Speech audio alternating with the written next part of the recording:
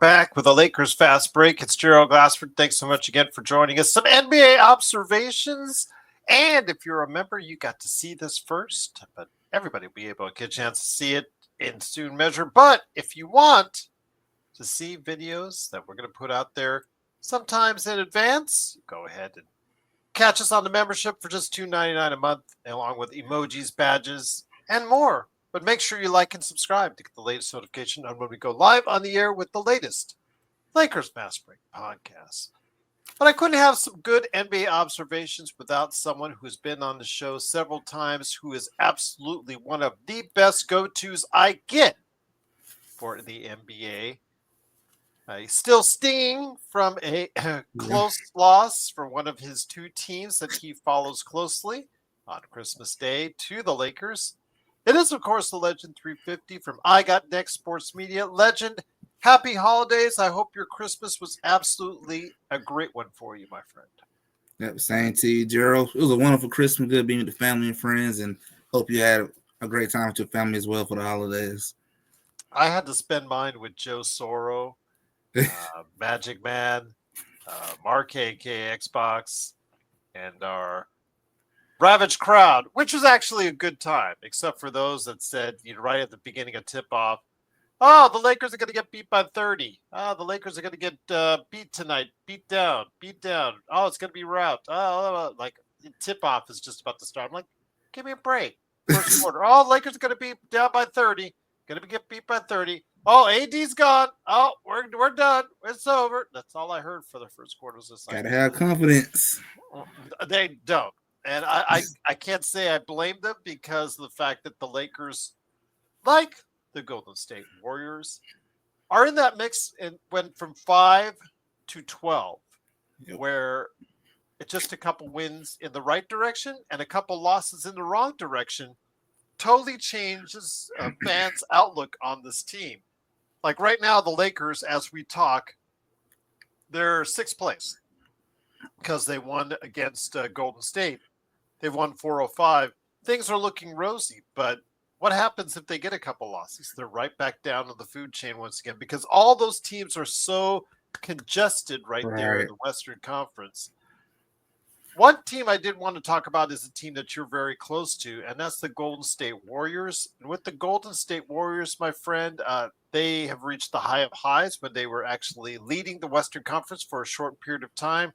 Then were solidified in second place for quite a spell, but in the last month have reached some really hard times and a really destined downfall. Of course, we've seen the injury to DeAnthony Melton, which necessitated its trade to Brooklyn for Dennis Schroeder.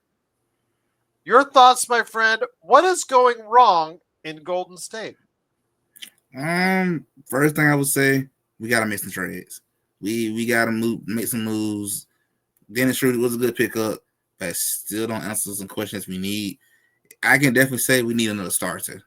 You can't. We just got Steph. That's it. We need another star. Still need that big man that I've been hoping for the longest. We're gonna eventually get. Look like that ain't gonna happen, but we need that big man still. So it's like those are the three things to me. We need a big man. We need another star, or maybe not superstar, just star, all star, something close to Steph Curry level. And then just continue to get some good rotational pieces that can help build what towards a championship contending team. Because I like Kuminga, but I feel like it ain't good. It's just not working. It's not working. I could just absolutely copy what you just said and paste it onto a Lakers chat forum on an everyday show of ours, because it's the same exact thing. The things that you're asking for the Golden State Warriors is the same thing that our audience is asking for in many ways right there on the Lakers chat. So it's interesting to see how that is so closely aligned, because of how these teams are, because of how they were built and how they're perceived. Your team has a lot of veterans, has a lot of veterans contracts, has a lot of contracts they can move, not a lot of assets as far as draft picks beyond that. Do you think you guys can get a star out there? Pat Riley said earlier today that Jimmy Butler is not available for a trade. I find that a little bit hard to believe, seeing how he seems to be so miserable on his Miami Heat at this point in time. Your thoughts? Can Golden State find enough assets to get what they need to help them get back up in the standings? I think we can find the assets that we need. I do feel like we got some pretty good young pieces that teams would want. I definitely think some teams would want Kaminga, Moody, any one of them. They're nice, they're young, they're not too expensive. I feel like teams would like to have that. I never sure I buy Pat Riley saying he don't want to trade Jimmy Butler because of if that's the case, why did Jimmy Butler make that statement yesterday to Shames? Well, that's his on his representative sides. Clearly, that's talking to Shams on that one, and he's just a feeder mouthpiece in situations like that where the Jimmy wants out because he didn't get an extension in Miami, so he wants out. He still has the chip on his shoulder of the $51 million option he can still pick up if Miami does not want to trade him. So if he doesn't like what he sees, he can pick up that option out there, but he would rather want to be moved now sooner rather than later. And I think he's conveyed that to or through his management team, and in turn have managed to go ahead and convey that to Shams and that stature. So we'll see how that plays out. But you mentioned Kaminga and Moody at one time. They were the stars, the young stars of the future that were going to develop and become the replacements for Steph Curry when they were originally drafted, 4 years ago? About 4 years ago. So flash forward 4 years later, in their 4 seasons now, and really nothing has changed. Kaminga is all over the place. Yes, he gets time now, but we've seen him make several lapses on both the offensive and defensive end. You see the potential that he has, but he's not lived up to that potential consistently. And with Moody, you just got to know, where does he stand in that the gaggle, for lack of a better term, the grouping of guards / forwards that the Warriors have. He's not breaking out of the pack. He's not making himself valuable enough that Golden State seemingly, it looks like they will not, they probably won't hold on to him much longer. That's what it looks like to me as well. He's just not breaking away from the pack. And I was really hoping by this time period, Kaminga would have jumped towards borderline all-star, something like that. At least that way he showed flashes that it can be there, but it's inconsistent, not always happening. And me personally, I'm not sure if you've seen it too, Gerald, but I don't really think him and Steve Kerr really care for each other that much. It's showing at times. So I'm like, I don't think they send each other Christmas cards. Let's just put it that way. Yeah, I don't even think they want to be in the same room with each other the way they be acting on that court. I did feel like it would be best, I think, for Kaminga as well. I feel like it'd be good for him if he probably had a fresh start somewhere else where he can ball out with no pressure on him, no championship pressure, and just develop at your own pace. I feel like being with Steph, he almost like a LeBron look, pretty much. It's championship or bust. So with that, again, it is, of course, the Legend 350 from I Got Next Sports Media. It is, of course, Gerald Glassford. Thanks so much again for watching, listening. Truly appreciate it. So I thought I'd throw him on here for a few minutes as far as get him on, put Legend in the spotlight, so to speak, talking about the NBA.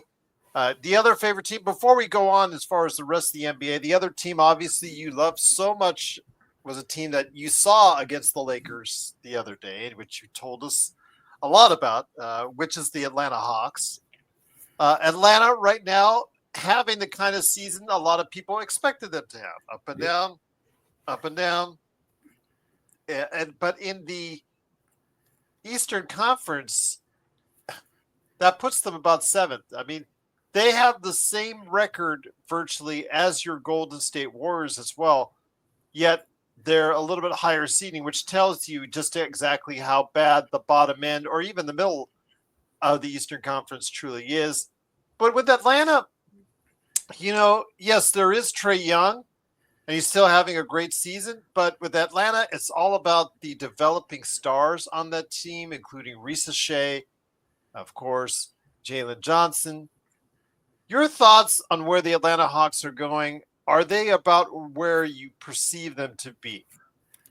So far, I do like where they're going, and I think they are what I kind of expected. I didn't expect them to be in between that 2 through 5 slot. But I did expect them to be somewhere between 6 and 10. So I do like what they've done so far, and actually a little impressed. I was thinking they might have been around that 10 or 9 or 11 threshold, and the fact they're at 7 is to me is not bad. It's pretty impressive. Just midway through the season, so you can still improve that when you get some easier games and try to get some easy W's. So I do like what I see, and just like you said, Gerald, it just shows us how the big light and day difference of East and West. If you was in the West with this record, you like at the bottom fighting for your life. If you in the East, you kind of roll on the gravy train right now. No pressure. Well, we'll be talking about some teams to look out for in the East, going one way or going the other here for various reasons. In the East, though, we'll go ahead and start off there, and then we'll come back over to the West. Let me just say, I think at this point, I don't think they have everything all together yet, but an impressive victory on Christmas Day over the Boston Celtics. People need to take notice of the Philadelphia 76ers. If you are like me, I had bought all in on the triumvirate of George, Maxey, and Embiid, and I thought, barring any health issues, that they could really compete at the top level of the Eastern Conference. That obviously didn't happen because of health reasons. Now they're kind of, sort of all back together, although Embiid still looks like a member of the Walking Wounded every time he's out there. Your thoughts? Philadelphia 76ers, obviously they've not given up on the season. They're actually, despite the start that they had, they're in 11th place, only a game out of the play-in mix in the Eastern Conference. Your thoughts, my friend, on the Sixers? It looks like the 76ers have decided to finally wake up and play basketball in 2020, 25 season. They finally decided to show up. So they got their statement win against the Celtics. That's a big win for them. So shout out to Philadelphia. I was definitely one of them people who was very high on that team, thinking like, okay, So was this I. is it. This is it. You can't get no better than this. This is it. You got Maxey, you got George, you got Embiid. It's all or nothing now. And train wreck fell off the track. But I'm gonna take this as a sign of they're trying to savage this season and turn it around and maybe make a run. They definitely they probably have no chance of getting that 1 through 4. But you can at least get from 11 to maybe 6 or 5. They can at least get in that range. So it looks like they can at least make a run to try to get to that middle of the pack and get out from that, get to the play in and get to the middle. So I think they got a shot. Still kind of iffy because Embiid can't stay healthy. But if you got George, you got Maxey, you're still good enough to at least get to 7 and 6.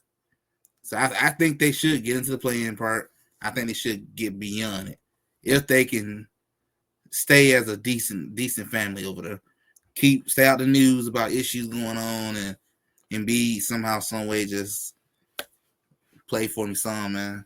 Stay on the floor. Just stay on the floor. Because you're killing me, man. Well, actually, stay on the floor during warm-ups and don't fall off as he did the other day. If you see on Twitter, he hurt himself actually just shooting jump shots in warm-ups. So Kevin Durant right there. Yeah, 2.0. Exactly.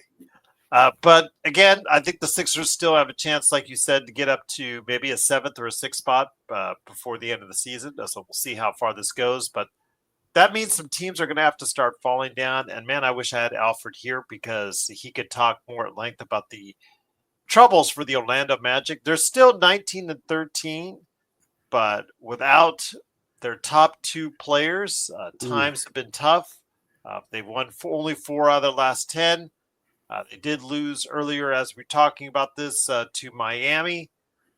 They're not able to score and generate points. They're not able to play just good enough defense to hold these teams off. It's very sad the way things have gone for Orlando because things were looking so good. They were a top 3 seed in the Eastern Conference at that time before things started to fall off with Wagner and Banchero all getting injuries. That's your top reserve and your top 2 players both getting hit by the injury bug. I know Boncaro is on his way back. Wagner will probably be along, I'm thinking, before February. We'll have to wait and see. But man, some devastating injuries have opened the door for teams like Milwaukee and Miami and even the Hawks to look at far as maybe we might have a shot in the top four. That's devastating for them because they was on a roll, and I was thinking like, oh, okay, this Orlando team is gonna make a good jump from what they did in last year in the first round of the playoff against Cleveland. But I mean, the injury bug got them and bringing them down, and I guess for me as a Hawk fan, I'm kind of hoping we take advantage of this and jump up in the standings a little bit more. But it's devastating for that team, the organization, and just like you said, having that strong start.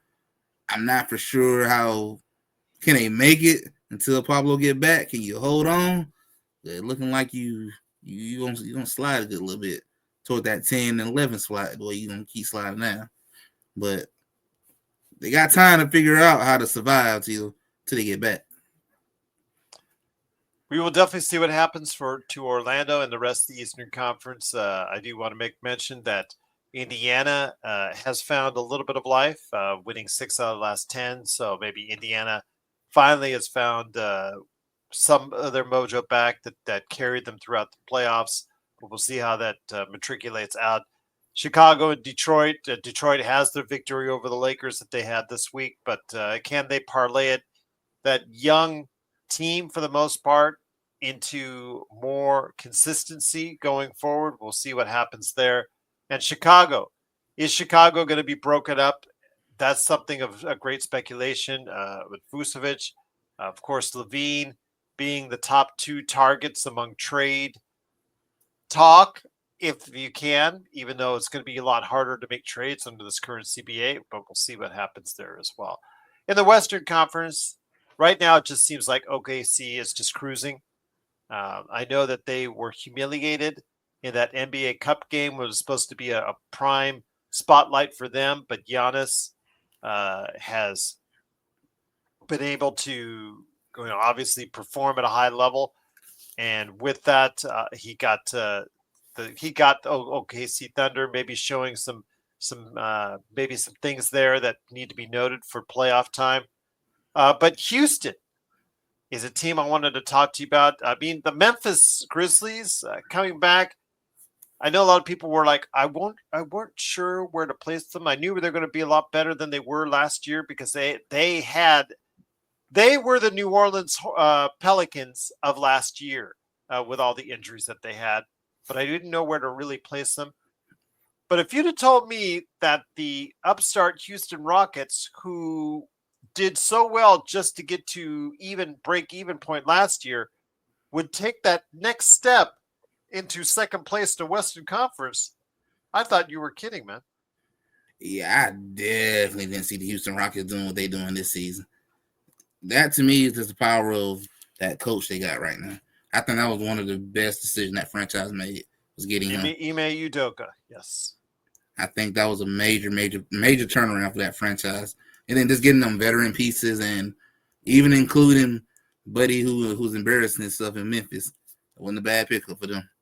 That was a very good pickup for them. Yep, absolutely a good pickup for them as far as Dylan Van Fleet, but we'll see if they want to parlay that and go into more of a win now mode. If that's the case, I think the one thing they need is a definitive star to go behind. And one place we've talked about that possibly being is in Sacramento, my friend. Sacramento has fallen on a little bit of hard times. They're 13 and 17 as we're talking about this right now. De'Aaron Fox's name has popped up as a possible trade target out there if the Sacramento Kings continue on their slide. And if that's the case, and the Lakers do help them out with that slide on Saturday, which would be greatly appreciated, De'Aaron Fox's name was out there. Anybody from the Lakers to the Warriors to several other teams have been mentioned. One of those teams that could be mentioned in that mix is Houston. San Antonio has also been mentioned if they want to go into more of a win now mode because they've been playing well, even though they did lose at MSG on Christmas Day. They're still playing above expectations. Your thoughts on the possibility of De'Aaron Fox moving? And where could he possibly go? I'm not surprised. I kind of understand if he would want to get up out of there because this season have definitely a 360 from what they did last year. So I can understand trying to move him and maybe deciding just to go into rebuilding mode and try to build toward the future. I know one thing I would love to have him in Golden State. I would welcome it. I would welcome that. Welcome that anytime. But I know Houston would be a definitely good fit. You got your own team, pretty much like Sacramento. Your own team, win now mode. Team that's definitely much better than what you're in right now. So I can understand that. I feel like it wouldn't be a bad fit for the Lakers if they're willing to trade with the Lakers. I'm not sure knowing how that history is. I'm not sure they're willing to do that. Well, I mean, I know that I hear all this time about the Lakers tax, the Rob Pelinka tax, that this tax, that this tax. This team won't trade with the Lakers. That team won't track. GMs in the NBA, if they're smart and they see a sucker on the other end in Rob Pelinka, they'll go and make a trade with him no matter what. Or if they see a good deal that they can benefit from, they don't care where, if it's in with that old mentality of, oh, you can't trade within your conference type stuff or your own division. That's out the window, my friend. I think for me, I think that if you're able, even if you apply a Lakers tax or a Rob Pelinka tax, and Rob still goes for whatever deal that you're offering him, I think that teams will be willing to trade to the Lakers and regardless. Even San Antonio, San Antonio will never trade because Pop would never. Well, if they offered the right deal, yeah, they would. They would take it. But that's just my assertions. Uh, NBA GMs, most of them are pretty smart in how they do business. I said most, so Joe won't tell me. So it's just most. But your thoughts, my friend, on this when it comes to the Western Conference? Again, Golden State, the Lakers, they're mired in this 5-12. But one of the surprising teams that's there is in Denver as well. Denver has had an up and down season. Jokic is having another terrific year, playing again like video game numbers when it comes to his stats. But the supporting staff has not performed up to expectations, causing Denver to be in the middle of this mix. Or actually, right now they're in fifth place, but you considerably they're right around in that same range as the Lakers, the Warriors, the Minnesota Timberwolves, all these teams that are between 5 and 12, and Denver is among them, right there. Well, I can definitely say I feel like I hate to say it, but I feel like I kind of saw this coming because of I saw at the beginning of the season the lack of bench production and this lack of scoring from the others. I felt like that was a sign of things to come that were going to be this way. And then to me, it was just building onto the same issue they had last season, even in the playoff against the Lakers. Even though they managed to get out that series, I actually feel like they should have lost that series because of the fact was they're not getting them scoring from nowhere else. Bruce Brown and that's not showing up. And and then honestly, Jamal Murray has been very, very suspect. I'm not sure what's going on with him. But haven't really been that great this season either. So I feel like that's what really plaguing the Denver Nuggets. Jokic, he doing Jokic thing. He doing what he's supposed to do. The others is all question mark, question mark. What am I going to get from them? What am I going to get from you? What am I going to get from you tonight? I feel like Russ has definitely have done well with them. But, I mean, Russ ain't going to turn you into a championship team. Though. You still need to improve the others. So I feel like they're going to have to make some moves as well if they want to really, really get back into that strong mix of winning another championship. They're going to do something too. So I ask you, my friend, before we head on out, and once again, it is the Legend 350. He's from I Got Next Sports Media. It is so great to have him here always. I love his pearls of wisdom that he keeps dropping each and every time that he's here. In your estimation, my friend, when it comes right down to it, we're still not even yet at the halfway point of the NBA season. The NBA is just coming off the Christmas Day bonanza, which, for the most part, is when a vast majority of the audience or vast number of the audience actually starts tuning into the NBA. We just saw the numbers for the NBA on broadcast television, earning the Lakers game as high as at 8 million. They got around 7 million for the entire game, but they peaked at around 8 million. So obviously, there's general interest now a little bit more in the league. Your thoughts, though, before we end on some surprise teams or teams that have just truly disappointed you. Where do you want to go with whatever time you want to go ahead and spend on the rest of this as far as the NBA is concerned? I would definitely say my surprise team that really had blown me away was definitely Houston Rockets. I just didn't think they would be this good. So that to me definitely was the biggest surprise out of everybody. Biggest disappointment, definitely Philadelphia, because they shouldn't be in the situation that they're in. They have no business being 11 seed. They should be in that midst and top 1 through 4 in that range. So that definitely be my biggest surprise, biggest disappointment. And for the ratings thing, I feel like the NBA just gotta, maybe once the season is over with, you gotta really sit down and figure out, okay, what are we gonna do to turn these ratings around? I do see a lot of people mention a lot of too many threes being taken, thinking the game is getting too stuck on 3-point shooting, which is probably thanks to my boy Steph Curry who called that to happen. But if I were the league, I really would sit back and look at why the ratings are kind of dipping, maybe get feeds from fans, see what they think. But I do think one way to maybe begin to fix the rating is you got to figure out this all-star situation, because that format they're going to use this year is just atrocious. I'm not watching the all-star game. I'm not. Agreed. This 4 teams, 3-on-3, whatever stuff. I'm just not interested. I have not been interested in the All-Star game for quite some time, and it's just not moved the numbers for me. Even scoring 200 was like, okay, nobody's playing defense. Again, with these guys earning so much in compensation for whether it's both on or off the court or both, there's just so much for them to risk. You're not going to get the play that you once got in the 70s and the 80s and the 90s.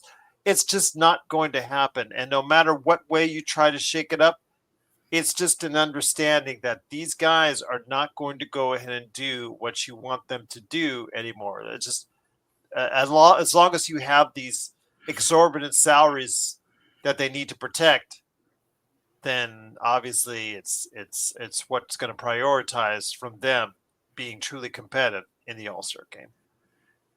That's what I say as well. It just, they're making so much money they don't want to risk getting hurt, and I think that's why LeBron never did that dunk contest, just because he didn't see the worth of doing it. And it's not like the 80s and 90s when the guys played it like a real regular season game. You won't never get them days. I don't know what you're gonna do. That ain't coming back. It looks like Mr. 40 years old next week, so we'll see how he celebrates his birthday. But before we head out, you've got a great channel. I got Next Sports Media. Let us know exactly what you're looking at, what you're doing, and what you got cooking at I Got Next Sports Media.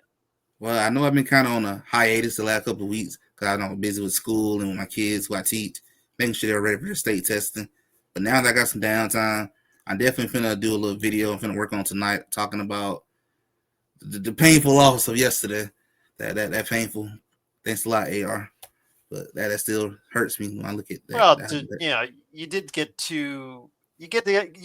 a masterclass on how not to not to hold a 9-point lead in the last 2 minutes by the Los Angeles Lakers, which is for the second time in 3 games they've done. And then you got 2 outstanding Steph Curry threes back to back. So just saying. Yeah, I would say you probably got lucky with that little corner. That little corner 3, they look like you just kind of throw it up. That was just, I don't know what LeBron was thinking. I understand he just threw it up there, but you don't give it any corner. All he had to do was take another step to his right before the inbound, blocking or making it harder for Curry to go around him. All you had to do, just take a half step to the right. Yeah. Oh, and then Rui Hashimura. Oh, there's the all-time greatest shooter that's over there shooting at the they left him wide open just. Yeah. I'll just watch it. Oh, that's awesome. Yeah. All right. Oh, swish. Oh, was I supposed to defend him? Oh, I'm sorry. Yes, that was great. And then Austin Reeves, who's been much maligned, even by us here. Detroit had his number, 6 turnovers, couldn't even get the ball past half court. And then all of a sudden, He's now dribbling the ball to the basket. I think, again, athletic teams that press the ball hard on him really bother him. Teams like Golden State that have a lot of veterans on their team, they're not as athletic. Uh, they're better matchup for the Lakers, and I think that's what works out best for them right now. But yeah, you put a young team like Houston in front of them, OKC, makes me a little bit more nervous. Or if you're Golden State, same thing as well. Those young athletic teams are Right. really going to be something to worry about in the years to come, my friend. But Legend, it's been so awesome having you on the show. Any last thoughts, my friend, before we head on? And we got to get you back on. I'll be back to do more shows. I think probably the first later in the first week of January. I'm going to try and get you and Alfred together. I reached out to him. Okay. I didn't hear back, but I will reach out again to see if we can get the hookup on you guys doing a live NBA observations again real soon. How's that sound? It sounds good to me. All right. You're the best, my friend. It is, of course, Legend 350. Please go ahead and like and subscribe his I Got Next Sports Media. He's going to put up some content, some of which he may not like to put up there regarding the Christmas Day game. Yep.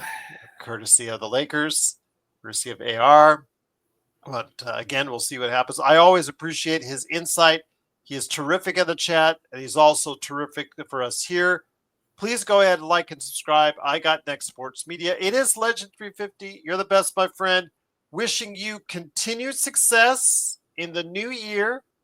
Wishing you blessings, tidings, all that good stuff, but wishing you just tremendous volume on your I Got Next Sports Media channel. Hopefully a lot of it from all of us right here at the Lakers Fast Break Podcast.